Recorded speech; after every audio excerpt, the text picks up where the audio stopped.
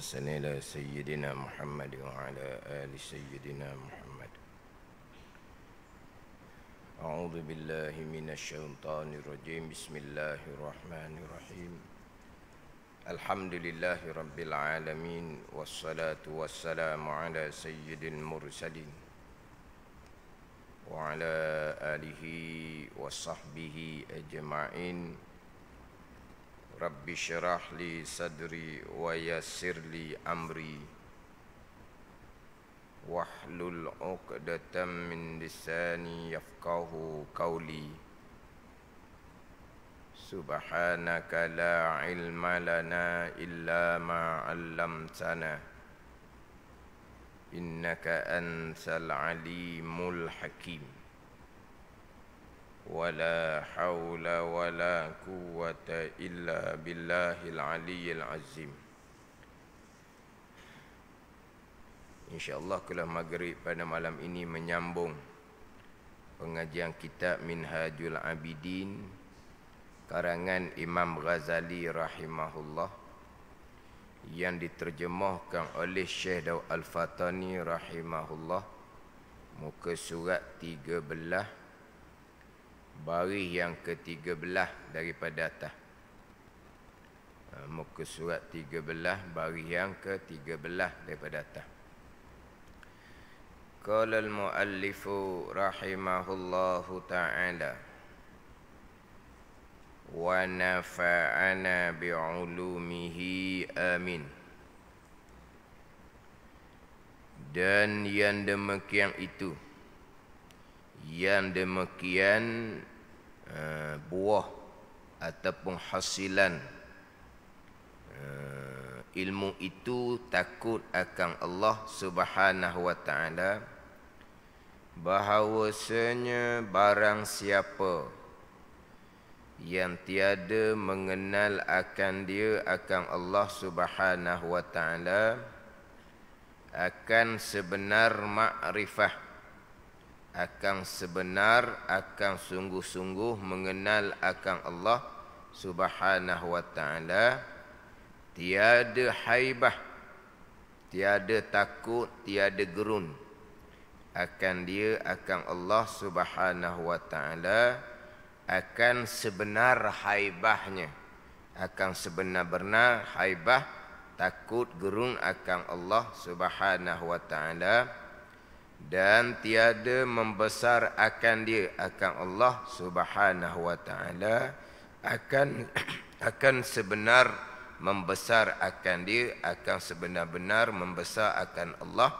Subhanahu wa ta'ala, dan tiada berkhidmat, yakni tiada melakukan ketaatan ia, yakni akan Allah Subhanahu wa ta'ala, akan sebagai khidmahnya, akan sebagai sebenar-benar khidmah, sebenar-benar mengabdikan diri akan Allah Subhanahu wa ta'ala. Ini sambungan sebab yang kedua. Sambungan sebab yang kedua yang Imam Ghazali rahimahullah menyatakan terdahulu, wajib atas engkau mendahulukan ilmu atas ibadah. Lazim, wajib, mesti atas engkau mendahulukan ilmu atas ibadah.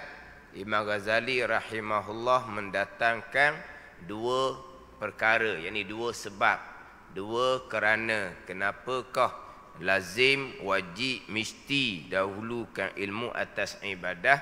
Sekarang masuk kepada perkara yang kedua, sebab yang kedua, kenapakah wajib mendahulukan ilmu atas ibadah, supaya takut akan Allah Subhanahu wa ta'ala. Kerana ilmu yang bermanfaat itu akan menghasilkan takut akan Allah dan haibah gerun akan Allah Subhanahu wa ta'ala. Sebab yang pertama terdahulu, supaya hasil bagimu ibadah, supaya ibadah yang kamu lakukan tu jadi hasil, jadi pakai dan sejahtera ia, selamat ibadah daripada perkara-perkara yang membatalkan pahala ibadah yang sudah terhasil, yang sudah jadi, yang sudah pakai. Untuk supaya ibadah itu berhasil, dahulukan ilmu tauhid dan ilmu fiqh, supaya ibadah yang terhasil tadi selamat daripada perkara-perkara yang membatalkan pahala ibadah, dahulukan dengan ilmu tasawuf. Jadi dahulukan ilmu tauhid, fiqh, tasawuf, sekurang-kurangnya kadar fardu ain, barulah ibadah yang kamu lakukan, kata Imam Ghazali, hasil jadi dan sejahtera, barulah amal ibadah itu menjadi bekal pada hari akhirah. Kemudian untuk supaya hasil ibadah, sejahtera ibadah, Imam Ghazali susunlah ilmunya. Jadi sebab yang pertama terdahulu, supaya ibadah kamu hasil, jadi pakar, dan supaya ibadah kamu sejahtera, Imam Ghazali pun susung. Yang pertama-tamanya, bahawa wajib engkau mengenal akan Tuhan yang engkau sembah. Itu hak ilmu yang pertama-tama, ilmu berkaitan dengan ilmu akidah, ilmu tauhid. Ini susunan Imam Ghazali rahimahullah.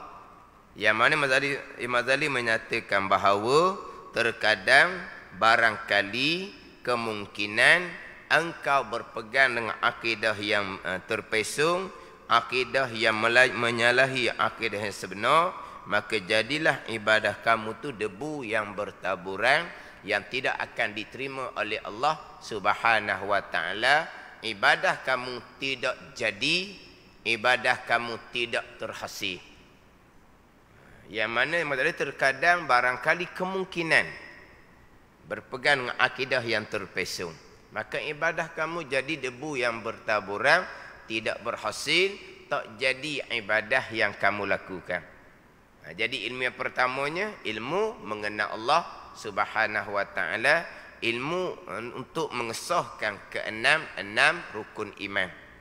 Kemudian pergi pada ilmu yang kedua, ilmu hak berkaitan dengan ketaatan zahir kita kepada Allah. Contohnya ilmu bab sembahyang.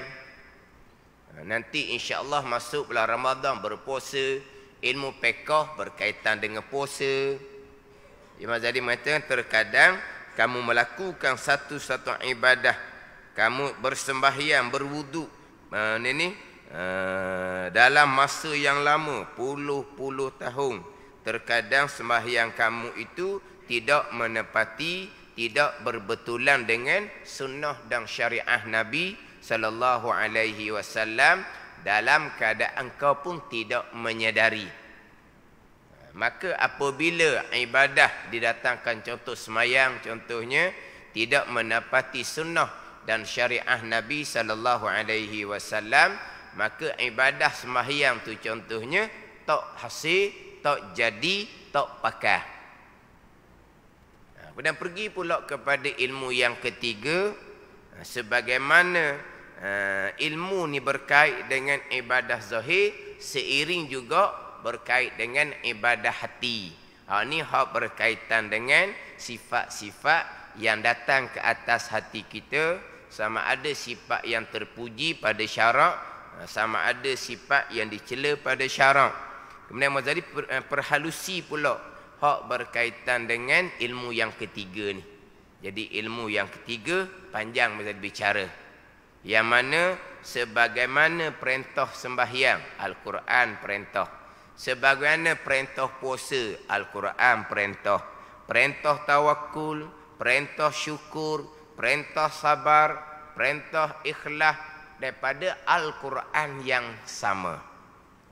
Daripada Al-Quran yang sama, yang Ghazali timbulkan pertanyaan, yang mana hak perintah zahir kamu kerjakan kerana perintah Al-Quran, macam mana dengan perintah hak batin kamu tidak pedulikan, walahal perintah daripada kitab yang satu, Al-Quranul Karim, perintah daripada Tuhan yang esa, Tuhan yang satu, yang memerintah sembahyang puasa, yang juga memerintah ketaatan yang batin. Ini Mazali tekan pula hak berkaitan dengan ilmu yang ketiga. Kemudian Mazali pergi pula kepada pembicaraan mengerjakan amal-amal yang sunat, memperbanyakkan amal-amal yang sunat, tetapi engkau mengekali sifat-sifat kecelaan yang mewajibkan engkau neraka. Engkau masghul, engkau berbimbang, engkau bersibuk dengan amal-amal yang sunat. Imam Ghazali datangkan ibadah sunat hak paling besar. Imam Ghazali datangkan misal, engkau masghul dengan sembahyang sunat, engkau masghul dengan puasa sunat. Masghul ni berbimbang, bersibuk. Bukan hanya sembahyang sunat hak tunjang-tunjang, hak tu biasa je tu. Ke kita ni rawatib, kita semayang qabliyah ba'diyah, duha semayang 2 rakaat contohnya.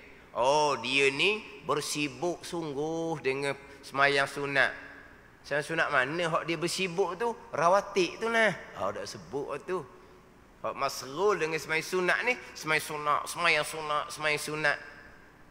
Yang masghul dengan puasa sunat ni, puasa sunat. Tetapi dalam keadaan mengekali sifat-sifat kecelaan yang mewajib, dalam keadaan meninggalkan akan kewajipan hak syariat batin. Ibadah sunat atau zahir masghul berbimbang, tapi kewajipan taubahnya di mana? Kewajipan tawakulnya di mana?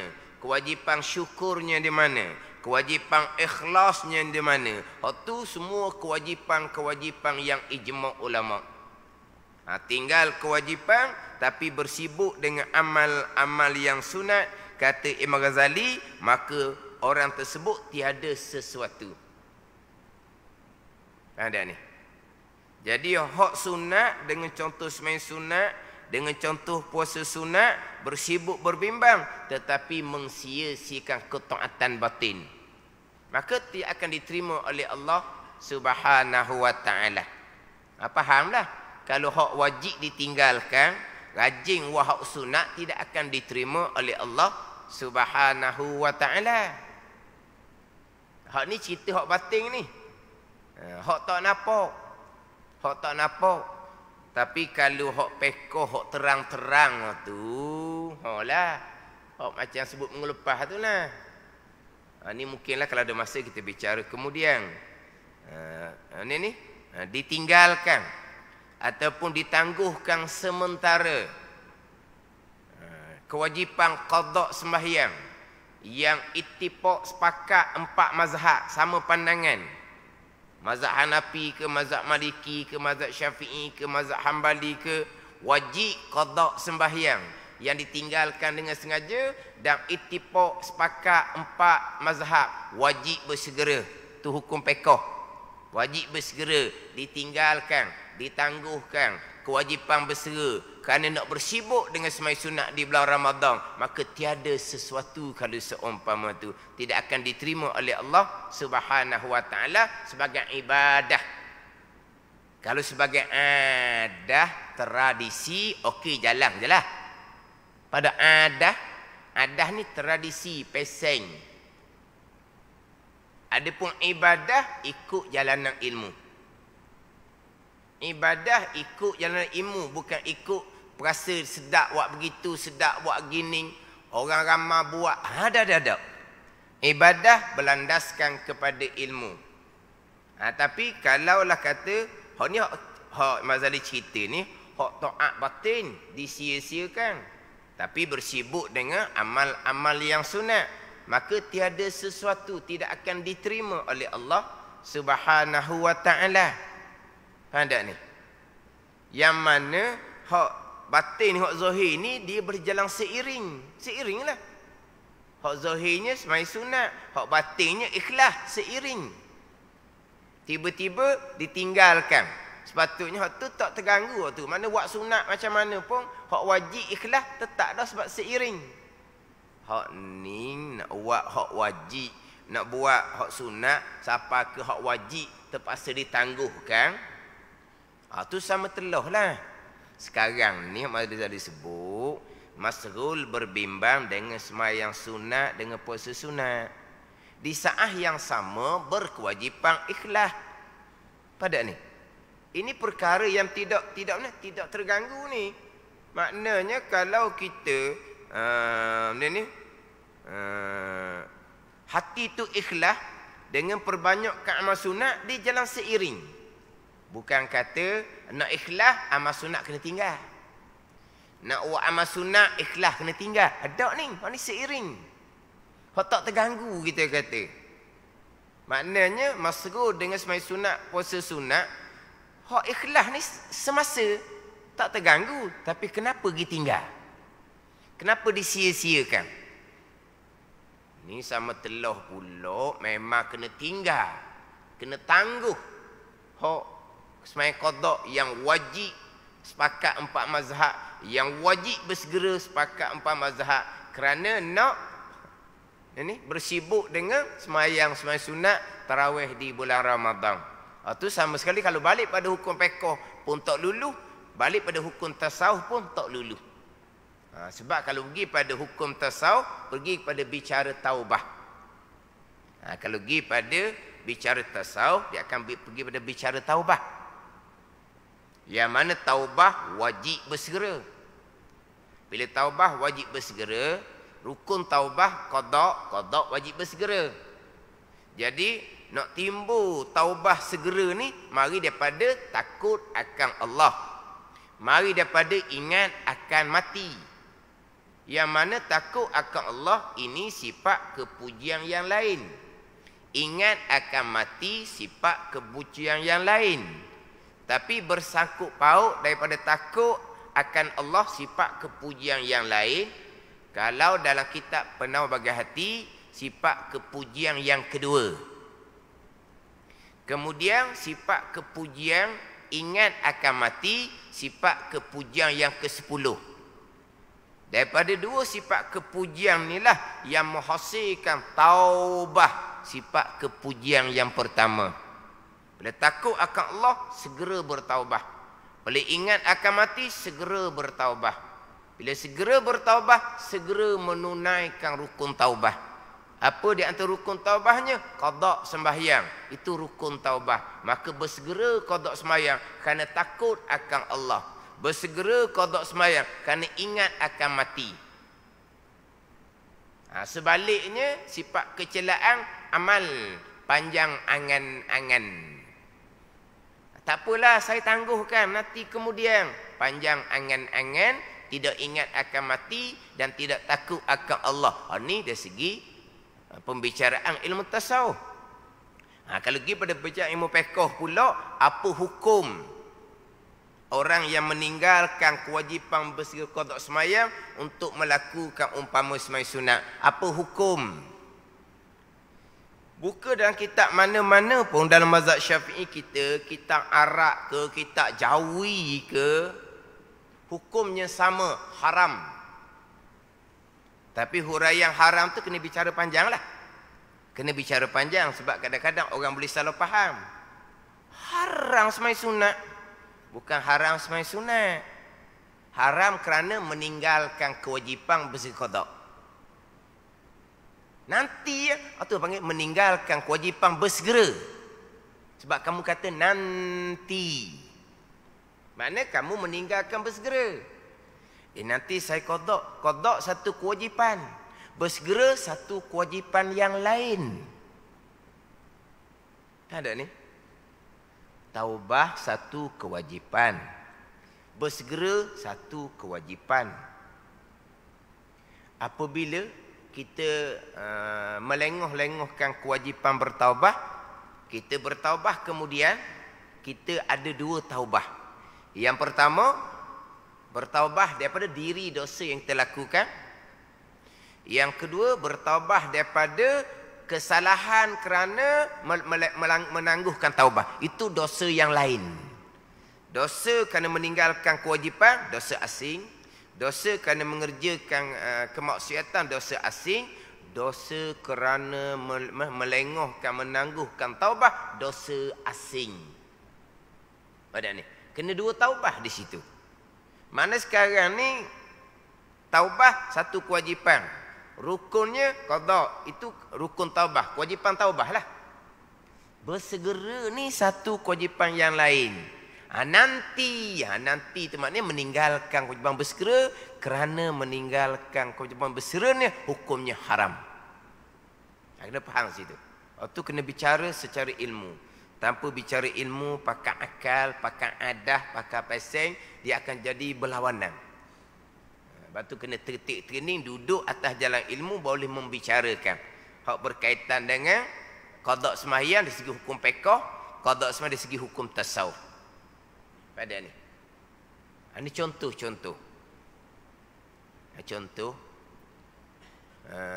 kita nak sembahyang sunat. Kita nak sembahyang sunat.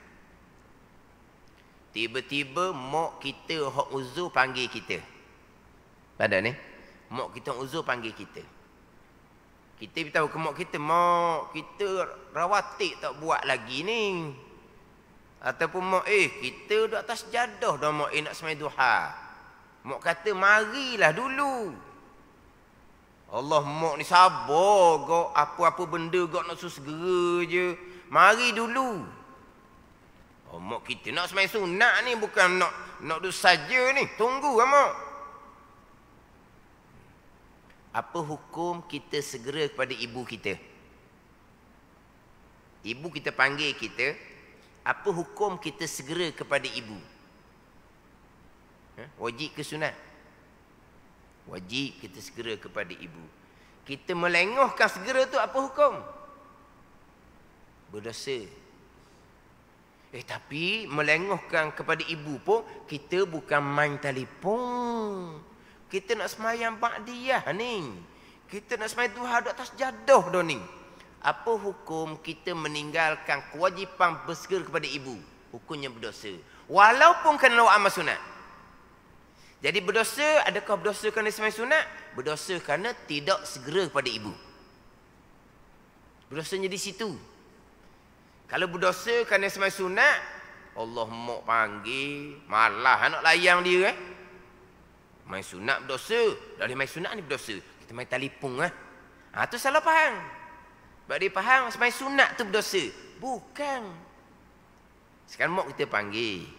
Kalau kita faham sembahyang sunat tu berdosa, jangan sembahyang sunat berdosa. Lepas tu agak apa? Main telefon. Tak apa dah. Bukan sembahyang sunat tu berdosa.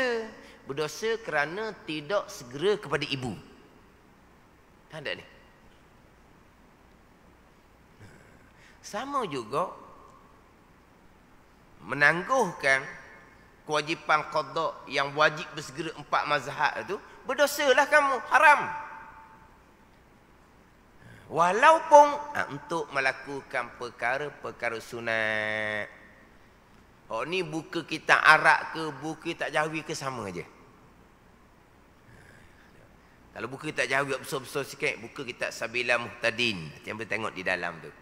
Buku kitab Bughatul Tulab karangan Syekh Daud Al-Fatani, penterjemah kitab Minhajul Abidin. Buku kitab Kifayatul Muhtadi yang hak fiqh Jawi belaka ni. Sama saja hukum dia. Apabila wajib bersegera, meninggalkan bersegera, berdosa, haram. Melainkan tinggal kewajipan bersegera kerana perkara yang tak dapat tidak menunaikan kewajipan-kewajipan yang lain, mencari nafkah keluarga, itu kewajipan-kewajipan lain yang tak dapat tidak. Itu hukum fiqh. Paling ringan, tapi ini pandangan dhaif. Ini jangan disebut dalam kitab. Ada dalam kitab Mughni Muhtaj, adalah pandangan ni. Dan kitab Majmu' bagi Imam Manawi ada pandangan ni. Dia letak makruh. Dia letak makruh. Pada ni. Tapi tetap makruh. Tapi kebanyakan kita haram lah. Haram kenapa? Kerana meninggalkan kewajipan bersegera. Kenapa meninggalkan kewajipan bersegera? Kerana berkaitan dengan sifat hati, tidak takut akan Allah, sifat hati kerana tidak ingat akan mati, sifat hati penyakit hati, amal panjang angan-angan. Jadi maknanya hak zahir pekoh pun tak betul, hak batin tasawuf pun tak betul. Kalau cerita jalan ibadah. Kalau cerita jalan adah, peseng, bahasa dia, ramai-ramai orang buat gitu belaka, jadi ya. Itu adat tradisi budaya. Adat tradisi budaya. Adat ni. Hak dalam kitab Minhaj kita ni hak masrul dengan sembahyang sunat, puasa sunat dalam keadaan meninggalkan kewajipan taat batin. Maka tiada sesuatu kata Imam Ghazali meninggalkan tidur untuk qiyamul lail, meninggalkan makan siang hari untuk puasa sunat, tetapi mengekalkan maksiat batin yang haram ijma' ulama yang mewajibkan neraka, hak ni pun samalah, tidak ada sesuatu pun bagi kamu tidak akan diterima. Kita rajin buat amal, tapi hati kita riak, dosa besar. Ujub, dosa besar. Takabur, dosa besar dan sifat iblis. Pada ni, hasad, dosa besar dan juga sifat iblis. Hasad iblis kepada Nabi Adam AS. Ada ni. Hasad Qabil kepada Habil kalau hak pertama di bumi. Buat amal sunat tapi hati bersifat dengan sifat yang diharamkan pada syarak, tidak akan diterima oleh Allah Subhanahu wa taala. Hak ni hak akidah comel, hak ibadah sembahyang bang comel. Hak tauhid fiqh comel tapi tasawufnya tidak ada. Taat batinnya tidak ada, maksiat batin dikekalkan. Jadi tanpa didahulukan dengan ilmu, maka sedikit sangatlah Imam Ghazali orang yang sejahtera amal dia daripada penyakit-penyakit yang membatalkan kepala amal. Ini kerugian yang amat sangat kepada mereka yang beramal tanpa ilmu tauhid, fiqh dan tasawuf. Bahkan Imam Ghazali bicara panjang pula, orang beramal tanpa ilmu ni penat, lelah, bahkan tidak ada manfaat, bahkan kecelakaan. Terutama bicara hak berkaitan dengan pegangan. Itu hak nombor 1. Itu sebab yang pertama. Sebab yang kedua, yang mewajibkan mendahulukan ilmu atas ibadah, bahawasanya ilmu yang bermanfaat itu menghasilkan, membuahkan takut akan Allah, haibah akan Allah. Firman Allah Subhanahu wa taala, innama yakhsyallaha min ibadihil ulama. Sesungguhnya yang takut akan Allah itu daripada segala hambanya oleh ulama, oleh mereka-mereka yang berilmu, yang sebenar-benar takut akan Allah Subhanahu wa taala. Tapi ilmu mana Mazali kata? Ilmu yang memberi manfaat. Ilmu yang memberi manfaat inilah yang membuahkan, yang menghasilkan akan takut akan Allah. Ilmu agama ni memberi manfaat. Ilmu dunia pun memberi manfaat. Ilmu yang dicela pada syarak, ilmu sihir, tak ada orang belajar. Ilmu nujum, tak ada orang belajar. Ilmu dunia pun bermanfaat. Ini kita bicara ilmu agama Allah. Ilmu agama bermanfaat. Tetapi untuk dapat manfaat ilmu, kena susun darajah dia molek. Kena susun peringkat-peringkat dia molek. Kena dahulukan ilmu fardu ain. Itu adab belajar. Dahulukan ilmu fardu ain. Dan juga adab mengajar. Kena pastikan. Ini penekanan adalah kepada ilmu fardu ain. Kalau kita mengajar ilmu fardu kifayah, kita kena peringatkan kepada yang belajar, hak ni bagi mereka-mereka yang lama-lama. Kalau hak baru-baru tu pergi cari kelas untuk darajah hak baru-baru. Kita ilmu dunia ada darajah-darajah dia. Ada ni, ada darajah-darajah dia. Tak belajar lopak-lopak ilmu dunia. Ada darajah-darajah dia. Semetelah ni ilmu agama. Kena jaga darajah dia. Jadi adab kita orang belajar ni kena dahulukan ilmu fardu ain untuk dapat ilmu yang memberi manfaat. Adab orang mengajar pula, tu kena bicaralah pulaknya. Kita nak fokus ilmu ni, ilmu apa? Kepada siapa? Ni kena jaga molek. Ini adab orang mengajar pula. Adab ni. Untuk dapat ilmu yang memberi manfaat. Kita belajar, tapi kita tidak utamakan ilmu fardu ain dalam keadaan kita tu mana apa ni? Tak selesai ilmu fardu ain. Belajar tak selesai pas kesudah. Belajar tak selesai pas kesudah ni belajar ilmu fardu kifayah. Belajar ilmu fardu kifayah ni tak selesai pas kesudah.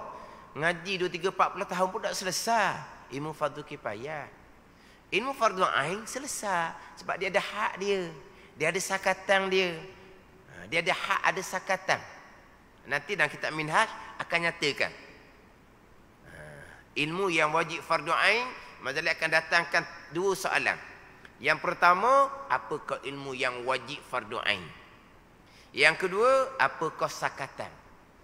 Jadi soalan yang pertama, jawapan mudah. Tauhid, fiqh, tasawuf yang sumbernya adalah Al-Quran dan hadis Nabi SAW. Itu jawapan pertama cukup mudah. Hak jawab soalan yang kedua. Tapi Imam Ghazali kemukakan 2 persoalan, jawapan Imam Ghazali susulilah. Tapi Imam Ghazali mulai dengan 2 pertanyaan. Apakah ilmu yang wajib fardu ain atas kamu? Yang soalan yang kedua, sakatan dia.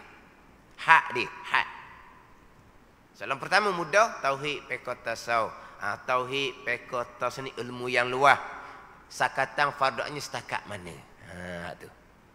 Sakatan fardu ain setakat mana? Dan kita Minhaj ni dia akan cerita. Sakatannya tak banyak. Tapi tak banyak sekalipun kalau kita dak atur molek tak lepas. Kalau kita atur molek beres. Selesai.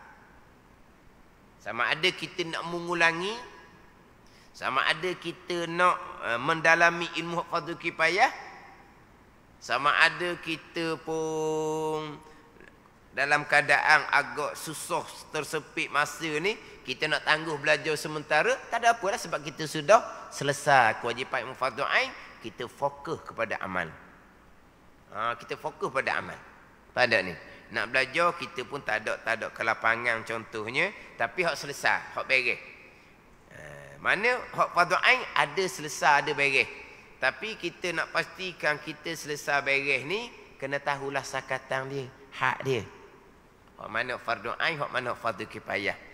Dan hak sakatan ni lah yang wajib kita bereskan, ajar kepada anak kita sebelum mereka balik. Ada ni. Lepas mereka balik, mereka nak mengulangi, terpulang pada mereka. Mereka nak mendalami ilmu agama hak fardu kifayah, terpulang kepada mereka. Mereka nak fokus pada ilmu dunia, terpulang kepada mereka. Ilmu fardu ain, tauhid, fiqh, tasawuf sudah kita ajar beres sebelum mereka masuk mau balik. Ilmu yang tak banyak, tempoh masa umur 7 tahun sampai umur 15, 7-8 tahun masa dia. Sedikit. Bukan serta-merta. Ilmu fardu ain mana? Ilmu fardu ain yang sama, yang wajib atas kita sebagai ibu bapa. Pandai. Ilmu tu yang kita ajar, bukan ilmu lain pun. Ilmu agama Allah ni bukan macam ilmu dunia. Ilmu dunia ni kita belajar masa zaman dulu, tak ada nama matematik, hisab adalah. Sekarang nama matematik. Kita nak ajar pada anak kita kemudian, kita tengok tak pandai dah. Mungkin lain ke, mungkin kita tak ingat. Tapi kalau ilmu agama sama sahaja, tak berubah. Hak mana hak wajib fardu ain atas kita mengetahui sakatan dia ada, hak itulah yang wajib kita ajar kepada anak kita sebelum mereka masuk mau balik. Mereka balik lengkap dah ilmu fardu ain, tauhid, fiqh, tasawuf, terpulang pada mereka. Mereka nak mengejar ilmu dunia setinggi-tingginya, mereka sudah ada agama. Jadi, maknanya hak fardu ain memang ada selesai dia, ada beres dia, tapi kena tahu sakatan dia. Ada ni. Sebab apa? Sebab nak dapat ilmu yang bermanfaat, yang menghasilkan, yang membuahkan takut dan haibah akan Allah Subhanahu wa taala. Fardu ain tauhid, fiqh, tasawuf. Okey, kena jaga pula susunan dia tu. Tauhid, fiqh, tasawuf. Barulah ada manfaat. Kita beres ngaji fardu ain fiqh contohnya, tapi akidah tak lulu, tak ada manfaat. Kita beres belajar fardu ain tasawuf, tauhid, fiqh tak lulu, tak ada manfaat. Nak manfaat kena jaga pula lima tertib dia. Lepas tu dah kita Ihya Ulumuddin Mazhab menyatakan sangat penting kena jaga tertib dan keutamaan.